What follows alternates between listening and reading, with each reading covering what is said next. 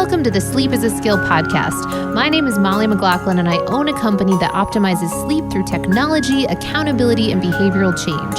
Each week, I'll be interviewing world-class experts ranging from doctors, innovators, and thought leaders to give actionable tips and strategies that you can implement to become a more skillful sleeper. Let's jump into your dose of practical sleep training.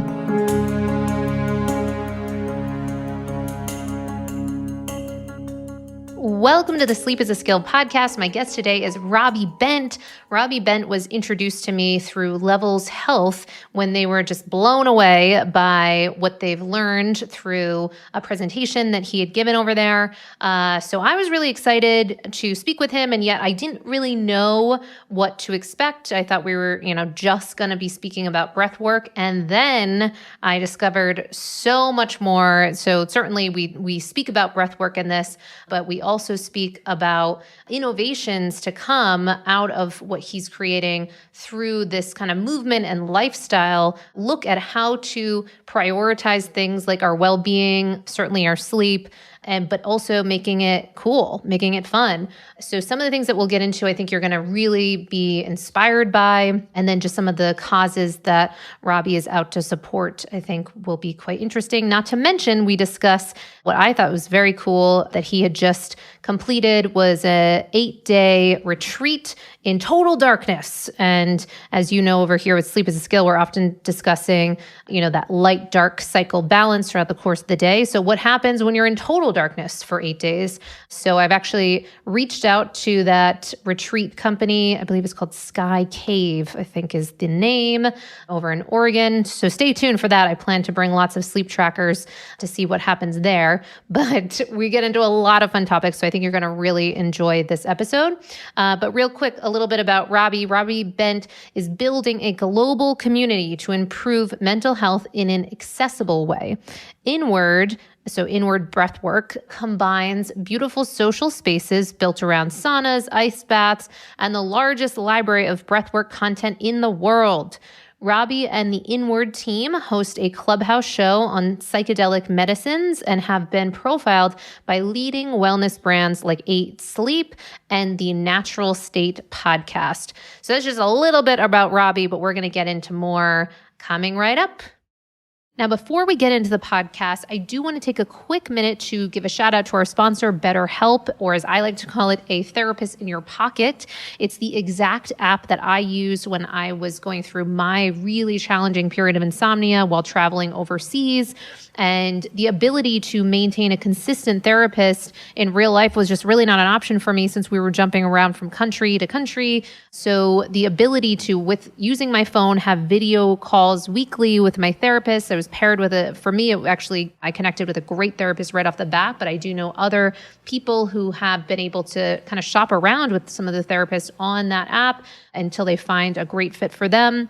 And in between those calls, one of the things that I found was really helpful is that you can also send voice notes, text messages, images in between that, longer weekly video call so that you do have this really very real ongoing connection and support that I certainly, at least in my experience, hadn't felt with real life therapists that I had used in the past. And also the pricing structure is much more competitive than a lot of the real life therapists that you can come into contact with. So I found it to be a lot of benefits. I recommend it to a lot of people that are just kind of going through struggles in their life or just simply want to be able to up level and bring in that level of reflection and awareness into their life about what's both working and not working. And you can certainly cancel at any time. And for our sleepy community, the BetterHelp company has hooked us up with 10% off if you go to betterhelp.com/sleep-is-a-skill. Again, betterhelp.com/sleep-is-a-skill. And welcome to the Sleep is a Skill podcast. I am really excited to speak with Robert Bent today. We had a couple of technical difficulties, so here we go. Second time's a charm. But Robert, thank you so much for taking the time to be here today. I'm excited and grateful you've had me on, Molly. Oh, well, I know we got connected by Levels Health and their fantastic products around CGM optimization. And they were blown away by the difference that you've made in their organization. And I have a whole list of things for us to touch on for today. So why don't we get right into it? A little bit about your background of how you got to where you are and a little touch on how that relates to sleep. Awesome. And just real quick, the story is super long, and it's a story of sort of, hitting rock bottom and transformation. And I had struggles. I had addiction to cocaine and alcohol for people listening for around 10 years. Lost my company, was sort of at complete rock bottom, not sure what to do, struggling with health, but interested. And over the last 6 years, I found sobriety and completely changed my life around. Met my fiance, implemented a ton of amazing habits related to meditation, some psychedelic medicine use, hot cold therapies. And through these things, really, really changed my life. Found a lot of career success in the Ethereum ecosystem. And then as a result of just being happy every day, and using healthy habits, implementing them, I got inspired to teach others about this. And over the last year, I actually left the Ethereum Foundation to build something to help others that are struggling, just like me, struggling with like self-love, career, addiction problems, just like I feel overwhelmed, to give them a path to be happy and healthy. Wow.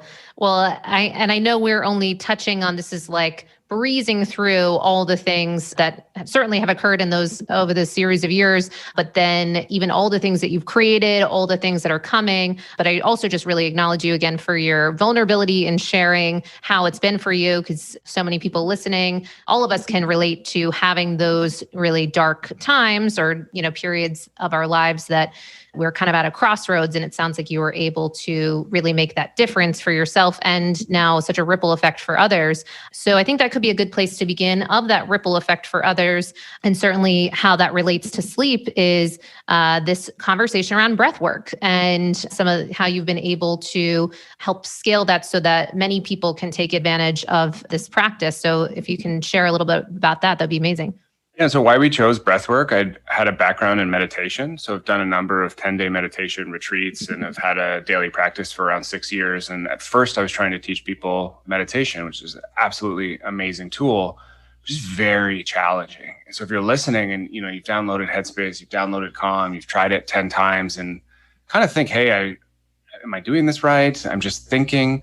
Or maybe it's even more scary because you realize how many thoughts you have. It just seems like a lot of my friends struggled. They were busy, weren't really interested in spirituality, kind of just, feeling awful. And like, this isn't working for me. And so I saw that happen. I tried to teach coworkers and friends and just really struggled. Not too many people made it a habit, and it requires a lot of discipline. Like I even had a friend who meditated, 300 times last year and was still saying, hey, I think I'm going to give this up. I'm not seeing if I'm getting benefit. And so the benefit is there. It's just, how do you get somebody to realize it? Because the feedback loop is quite long. And so enter breathwork. In 20 minutes, you can change the physiology of the brain. You can change your blood oxygen levels and you can change your nervous system state. You can, upregulate, so push the gas on the nervous system, or downregulate and relax. And you can do all that through breath. So you have something called the autonomic nervous system. It's managing your heart rate, your saliva, your digestion, your immune system function, and you can actually control this through your breathing. And so we kind of saw that, did a bunch of research, and then also the really cool thing about breathwork is you can feel it. So in a 20-minute session, you can totally change your state. You can shut down the blood oxygen to the brain, and as a result, get space from challenging emotions. And so if you're really struggling and thinking all the time, if you're listening and it's, oh man, I have 100 Slack notifications and social media is driving me insane. I have unlimited emails, my WhatsApp blowing up. Like there's so much stimulation in today's world, which really affects your sleep, especially when you're stimulated at night. And so we were like, what is a way that we can stop the stimulation, stop the thinking mind, allow people to relax? And we found breathwork, which changes that state in literally 20 minutes. And then something interesting we did was add electronic and hip hop and trap music to make it fun. So it's not the standard, oh, I'm meditating, this is prescriptive, it's kind of boring, I don't get it, and replaced it with, hey, this kind of feels like a fitness class. And that we found really, really worked. People were listening like, whoa, this is cool. I'm just breathing to the beat. It's really fun. And I feel it. I feel the difference. And so we have sessions for both morning. So, you're waking up, you want to reduce stress, start your day with energy on the right foot. It's kind of like a coffee replacement. It can be used in the afternoon as well. And then we have evening sessions, so breathing slowly, which I can talk about to kind of help you down-regulate the nervous system to prepare for sleep. Sure. Wow. Yeah. One of the things I've already been struck by with you, just in our even as we were speaking beforehand, before the podcast, just it sounds like you're really looking at some of these things that can work and not work for people in their lives, and how to almost shake things up and put a new spin on something that we might have been frustrated by or tried. And I think you nailed it with so many people I speak with.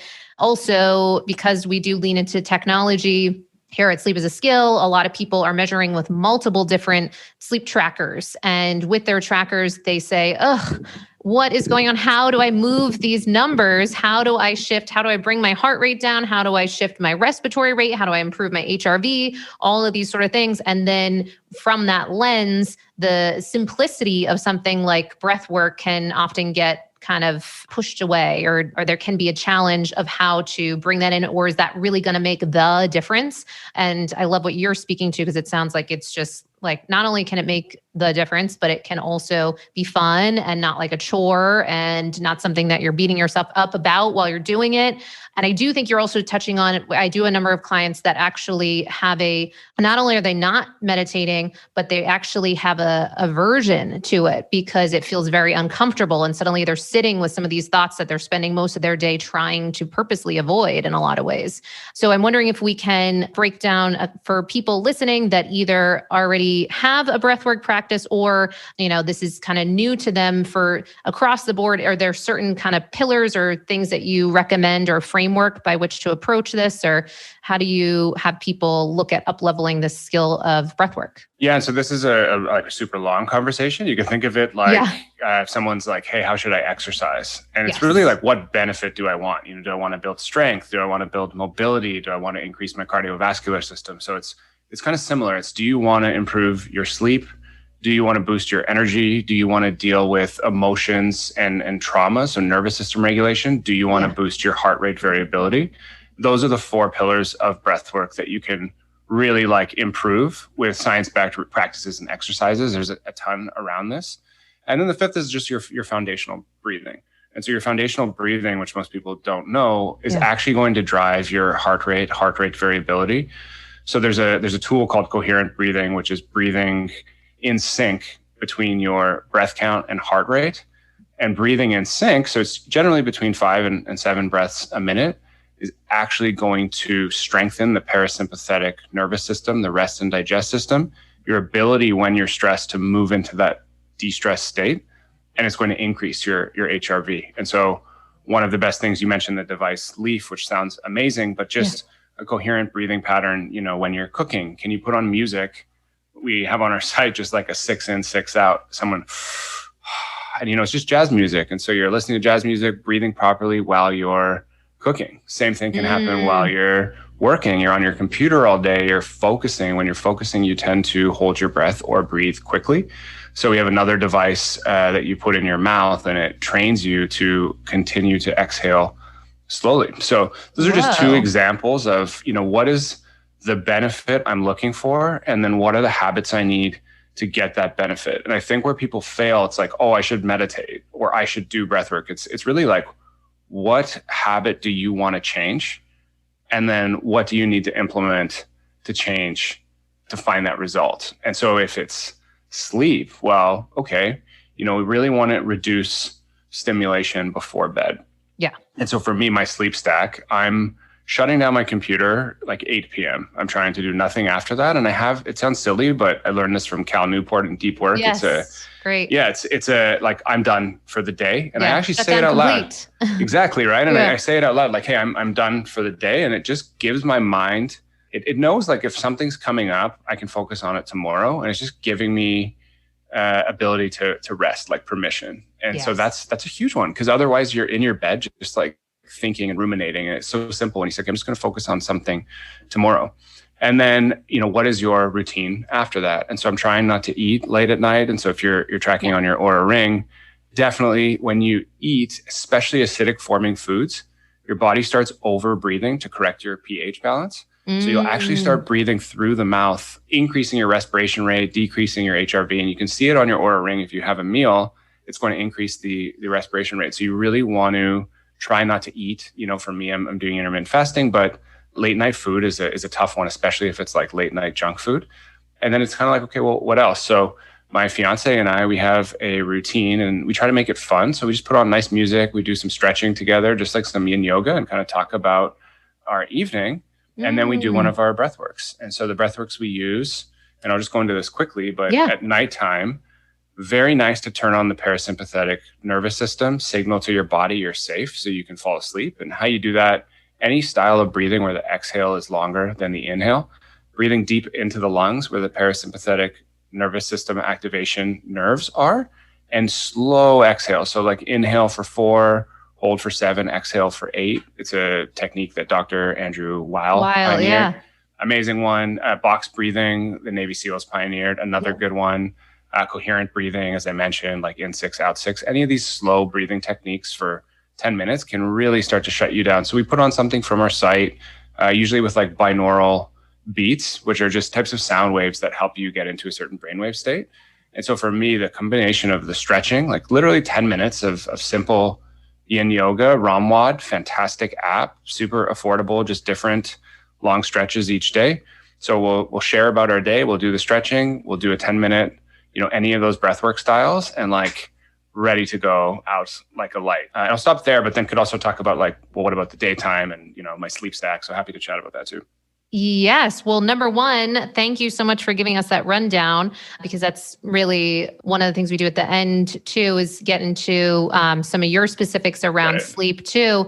And so I'm so glad, because so many people want to know that. For people that are so into this world, is like, well, what are they doing? So thank you so much for sharing that. And if you could touch on the daytime too, because one of the things that we aim to do as well is really look at how do we begin the day, shifting the focus from the propensity to look at the night, when all the way we've set up our selves, we might not have realized all of these steps that we've taken along the way that are not really serving us to be able to fall asleep with ease and stay asleep, and not necessarily connecting how we are during the day does have an impact into the night. So I love that you called that out. And if you could share about that, that would be amazing.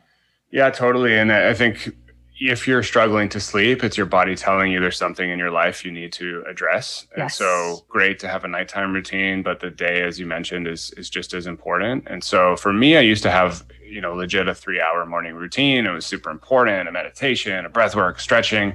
And then if I woke up late, I would be stressed, like, oh my God, I'm like, how am I going to get started? I have this 3-hour morning routine. Yes, really. I was super intense about, all the biohacking stuff. You can go down this path and like, oh, I'm tracking every meal. And, I just found now I'm way more, after 10 years, I'm way more relaxed about it. And it leads to just less stress and more happiness. So my morning routine is actually really simple. I'll just get up, do a bit of movement, and like literally 5 minutes, there's this nitric oxide boost by Dr. McCullough that I really like. It's like breathing through the nose and some fast movements to boost nitric oxide in the body. And then I do 10 to 15 minutes of breath work. It's called like upregulated breathing, very similar to Wim Hof style with fast circular breathing and breath holds. And I like to combine that with really great music. And during the breath holds, gratitude practice. And so it's kind of wrapping in everything, the meditation, the journaling, the gratitude, all into one 15-minute session. And I find if I do that every day, it's super quick, easy, puts me right in the state, turns on the fight or flight nervous system in the morning, which you want to do. And then right after that, I'm getting light in my eyes. So if it's sunny, I go for a walk outside when I drink my coffee. And that's like after the breath work, just beautiful. Like you're so present, energized. The coffee's amazing. And then if it's not light outside, I love the Apollo Neuro, which is a really cool device, and the Verilux light. So I'm just making sure when you wake up, the really important thing for sleep, which you probably cover, is just maintaining circadian rhythms. Yeah. And so to do that, when you wake up, you want to boost your circadian rhythms. You want to turn on and hit a cortisol wave right away to kind of set like, hey, I'm awake. And we used to do this, we lived outside. And so you'd be in the sunshine immediately. And so I live in Toronto. It's dark, so I have this light. It's in my eyes. First thing, I have the Apollo Neuro has an energy setting, which is pretty cool. It vibrates quite quickly. It signals to be alert and awake. And so I'm trying to boost my cortisol. So those are after 10 years of like testing and tweaking. I've now got it down to probably 25 minutes. Super easy, super fun. The music is great, and it works really well. And I so appreciate you sharing this too, because if we remind ourselves of your story, it's not as if it was always like this for you, like, coming from that background and some of that addiction and what have you, it's like a whole new world to step into. And you really stand as an example of what's possible because some people just, can have, oh, that's not for me. I'm not like that. I'm not wired like that. And you really show us that there's, no matter where you're coming from, no matter what state your brain was often finding itself in, how it had been, now there's this opportunity to train ourselves to find peace, to calm the nervous system when it's needed to do that, and then create that foundation throughout the course of the day. So that's really inspiring. So from that place, you've got a number of things in addition that you have leaned into that are really just innovative. So a couple of things I wanted to touch on. One, tell us about the dark retreat that you recently did, certainly in the world of sleep. We were just talking about the importance of circadian rhythm optimization and the strengthening of our circadian rhythm. And you recently had an experience when you were finding yourself all in dark and what that was like for you as it relates to that sleep conversation. Totally. I guess the first thing is like, why would somebody do this and what is it? And there's only one in North America, and it's a pretty intense experience. It was legitimately living in complete darkness in basically a cave for 8 days to reset your brain's reward system. So what's happening, and for people listening who are struggling during COVID, totally changed my patterns, even with all these like healthy things. It was like all of a sudden I'm on my phone all the time. I'm starting 2 businesses. I'd have back-to-back Zooms. They just like never end, basically. Yep. I was looking at Twitter for news because I'm like, oh, what's going on with like the vaccine numbers and the closures, and just like kind of like what is happening here. Yeah. And all of that, and then no social time. My gym was closed. So all of a sudden all these habits I had just kind of started to change and like fall off the wagon. And because I was so overstimulated, I'm like eating shitty food at night, Uber Eats, like just was kind of going haywire. And so I said, okay, I need to stop. And one thing I realized, or a lesson I took away for people listening, is just having a break. It's great to have your morning and evening routine. They're awesome, but just a break. And so for me, the break is, after 8 p.m., I'm shutting down from work. 1 day a week since the dark retreat, I'm taking completely off, no phone. I might microdose on that day, which has been helpful to just not think about work. 1 weekend a quarter, and then 1 week a year, like fully off. And so the dark retreat was an example of that, where you're shutting off stimulation and resetting your pathways. And I knew, just as being an addict, what happens when you're addicted is you're flooding your dopamine pathways so much that the normal things in life are no longer fun. They're no longer stimulating. And so I could feel it from the phone, that just like going for a walk, I couldn't shut off my mind. And so the idea behind the dark was like no stimulation, and it doesn't have to be dark. You could go 3-day retreat with no phone in the woods, go camping or something like that. It's just the idea to continuously allow for periods of boredom. And 30 years ago, it's not a problem. You didn't have a cell phone. You go home from work, like you're done. Nobody's getting a hold of you on the weekend. You're at your house. And so there was just so many times for boredom, and we don't have that anymore. And so I think a huge thing learning from the dark retreat is just making space for boredom, which has been huge for me. And then I feel like well rested and not overstimulated and relaxed. And then another one from that, which was just cool, in the first 3 days, this quality of sleep I had was insane. And so because there's no light, there's no trigger to say like, hey, you should be waking up. And so the slumber, like the depth of your dreams, completely vivid, lucid, somewhere else, amazing.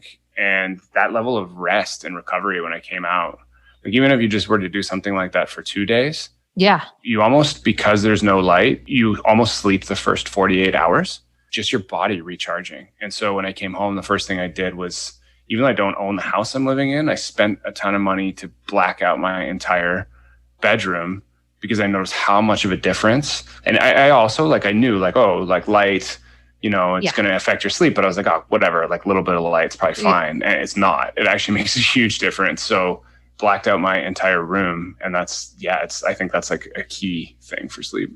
Well, I'm so glad you're sharing this too, because it does present us to, because it can feel like nitpicky or neurotic of like, oh, you got to get every little crevice of light that's coming in. But to your point, it's when we really get what true darkness looks like and feels like, the result of that, and kind of what, from an ancestral perspective, our understanding of what we had been accustomed to, and now all of this kind of ultra hyper lit environments often that can, you really beautifully illustrate the importance of that. Did you happen to track during your dark retreat at all, or no?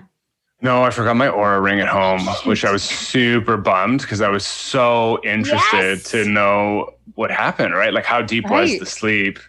I have noticed one really cool thing. So I obviously like track my sleep. I use the 8 sleep bed. So the pod, it's amazing to keep cold. That's another, like dark and cold are the kind of the ultimate. And then like obviously clean air. So I have plants and an air filter. But one really interesting thing I've noticed is you'll listen and be like, oh, sleep is important. I think it's important. But when you look at your Oura ring over time, like on days when you wake up and you have a 96 readiness score, it's insane. Like that. And then I kind of calibrate that with all my day at work. And especially people who are listening, entrepreneurs, life is hard. You have to be positive and optimistic to build something because the odds are against you. And when you wake up with a 65 score because you ate late or had a glass of wine or whatever it is, you don't feel like you're going to crush the day. There's no confidence there.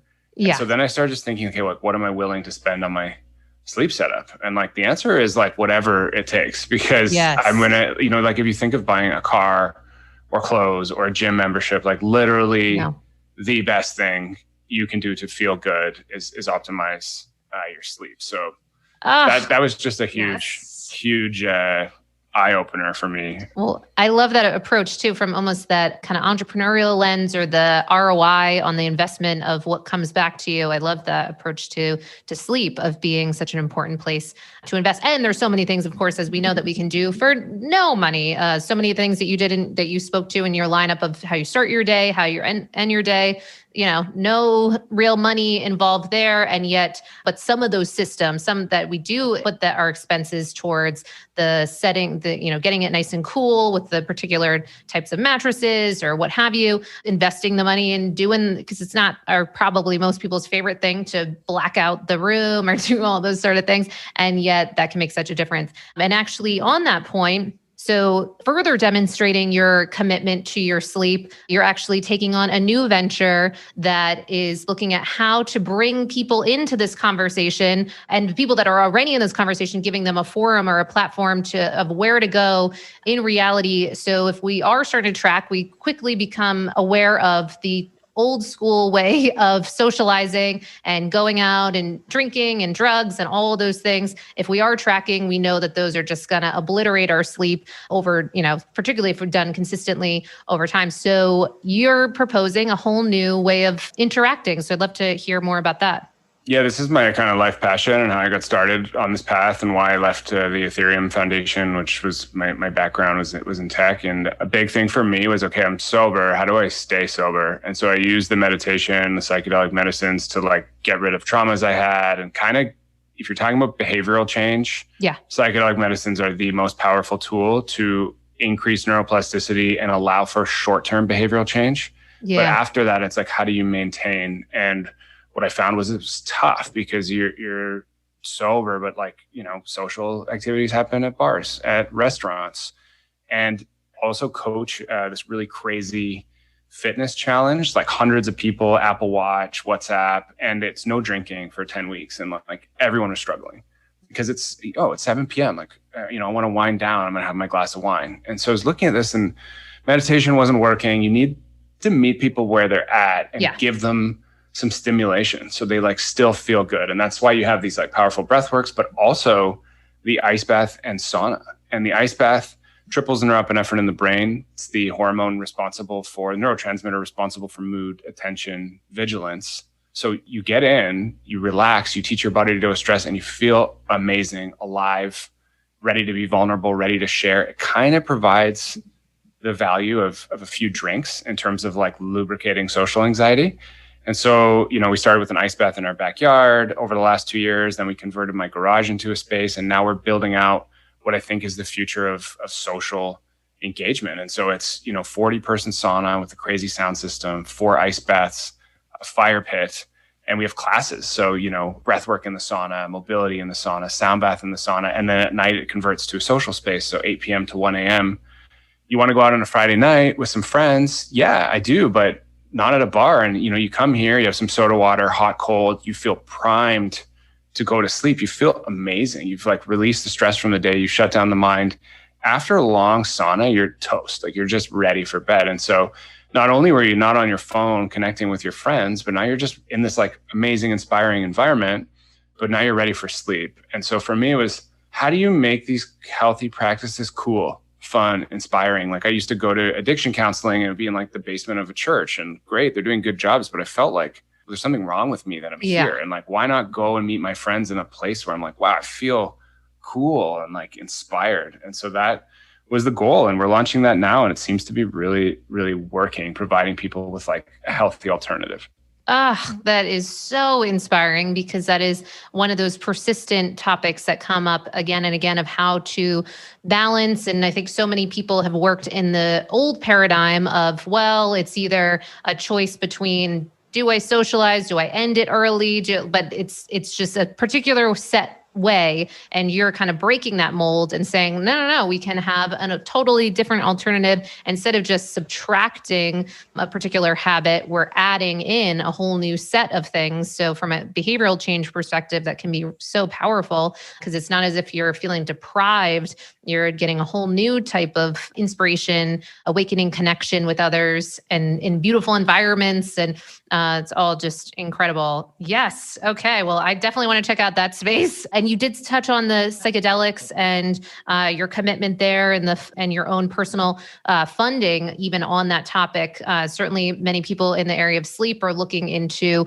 could this help me with my depression, my anxiety, my, fill in the blank of what they might be dealing with, and then help me get that sleep that I want. So have you seen some of those results for people, that improvement in their sleep as it relates to the use of psychedelics? Yeah, I mean, so there's not specific studies on sleep in general, but there are studies on depression scores, and the use of psilocybin, ketamine, like significantly better than any other option. And then with MDMA, we're in like phase 3 trials, and the results they've released 68% better than any leading pharmaceutical drugs for PTSD. So what these things do at a basic level, they kind of correct the autonomic nervous system. So if we had these, traumas, and just by trauma, I mean some type of exposure to failure or rejection that's stuck in your body, which happens to everyone.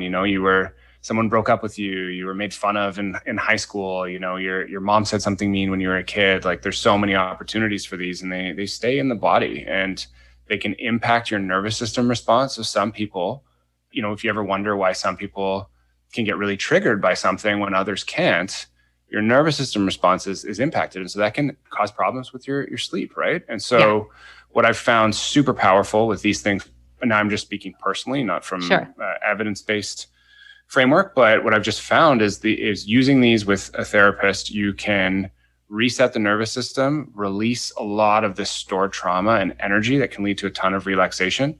And so for me, that was like what happened with the addiction. A lot of the things that were driving this lack of self-love, if you're listening, you're like, man, I don't love myself. I'm struggling. I need stimulation. I need to turn off. I need to escape. Like that was me. And using these things, a lot of those feelings I wanted to escape, they came up, processed them, left them. And so I had feelings of like, hey, I'm not good enough. I'm not lovable. And those were processed and left. And then they made space for feeling good. And so that is kind of the big guns, is like clearing the emotional strain. And then there's tons of research around these compounds for forming new neural pathways, creating neuroplasticity. And so as a result, I really use them to change habits. So quit drinking, quit drug use, quit smoking. Whenever there's like something I want to work on and like make a real habit change. So if you're like, man, I'm trying to sleep, but I just keep having this glass of wine at night, I find the psychedelic medicines can give you, let's say, a window where it becomes much easier to make behavioral change. So I think for those two things, I've personally seen a ton of success. So much so that I'm now investing and / working in the space to fund research. Wow. Well, one, thank you for sharing your experience, and two, for then, really putting money on the line to further help this research effort that is very, very exciting, what's kind of coming down the pike from the sounds of it. So amazing. And so one of the last things we do is just check in too of how you're managing your sleep, anything that we can learn from that. So you actually touched on our first question, which is what is your current nightly sleep routine, which I'm sure it evolves and shifts and what have you, but I loved your breakdown there. One of the things, as an aside, that I'm getting out of what you're sharing that I wasn't expecting too is the interweaving of music into throughout the course of your day. I am not doing enough of that. And you've inspired me to start bringing more of that in. I can be very cerebral and I'll go to podcasts, Audible, blah, blah, blah. But I think there's something so powerful about that. It's just such an immediate state change. And so it really is a tool. But getting into your specific sleep, the second question is what is on your nightstand? And it could be your proverbial nightstand. It could be, apps, ambiance, but anything that we should be aware of from what we might see in your environment as you are winding down to sleep.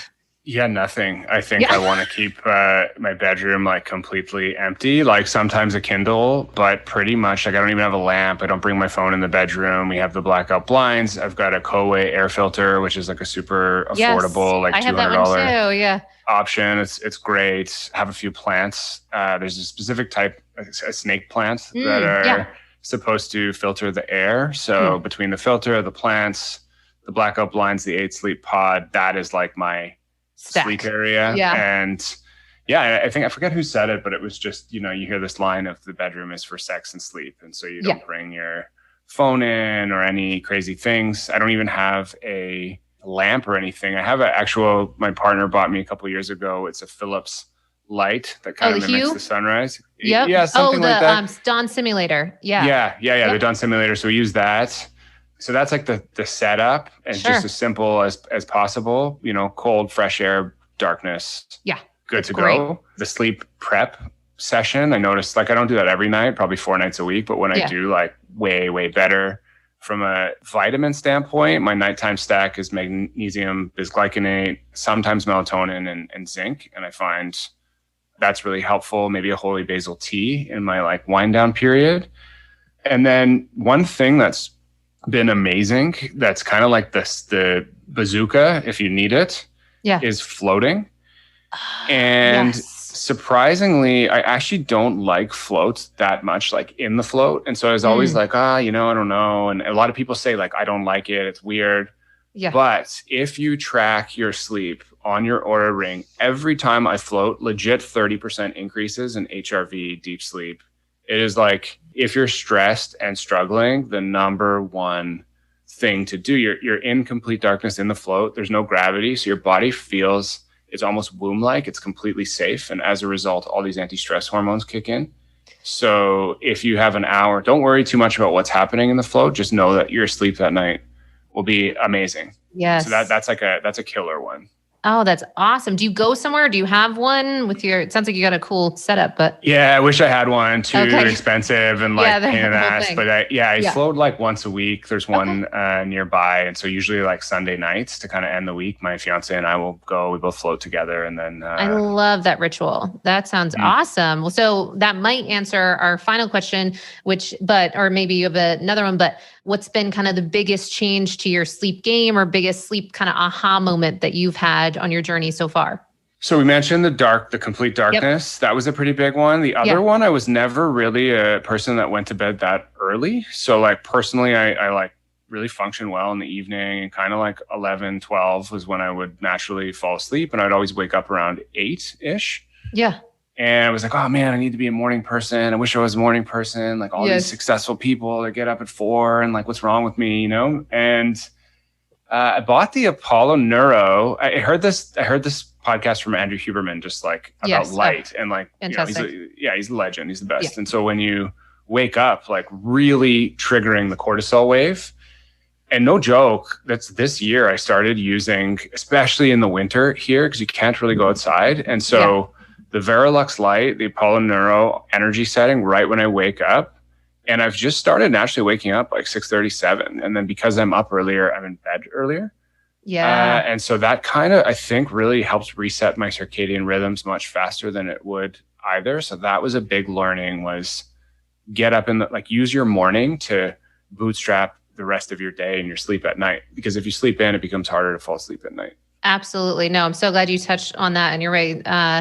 Huberman is got some incredible information that he's putting out at no cost, and highly recommend checking that out. Some of the fundamentals of how to set up your day from the start, from when you first wake up to the end of the day, are just invaluable. So, and I love that you not only heard that, and instead of just like, oh, well, that's interesting, like really put that to practice. And it sounds like it's making that result in your sleep. And I'm also present to the fact that it sounds like you are soaking up all of the information that you're learning and practicing. And so I'm sure things will continue to evolve. But one thing I'm going to say is I'm just really inspired by all that you're sharing and the difference that you've already made in your life and for many people's lives. So, and I'm sure other people listening feel the same way. So how can people follow more of what you are already have out and then what's coming? Yeah, so I think now we're in the process of launching a mobile app we're super excited about. But until then, we have a website with 400 breathwork classes and for everything I mentioned. So if challenges resonate with you, like I'm struggling, financial strain, relationship strain, COVID strain, we have something for you. If I can't sleep is an issue, if I'm stressed or facing anxiety, if I want to perform better at work, if I want to crush my morning routine, if any of those are captivating, inwardbreathwork.com, super accessible and affordable programs. It's kind of like a Calm for breathwork. And then that's available now. And then, if you're in the Toronto region, we have a physical space that I mentioned. It's opening October 1st. And so super excited. My 10-year goal is to have one of these in every city in North America. Yes. What? Just humbly drop that at the end. That was amazing. I will be involved in that. That sounds incredible. And so I definitely want to check out the one that you're creating in Toronto, and then your future ones that will be future ones down the road. That sounds like such an amazing mission. And did you say it's breathwork.com? Inwardbreathwork.com. Breathwork. Okay. Thank you. First I was like, geez, that's an amazing domain name. Yeah. Jeez, my goodness.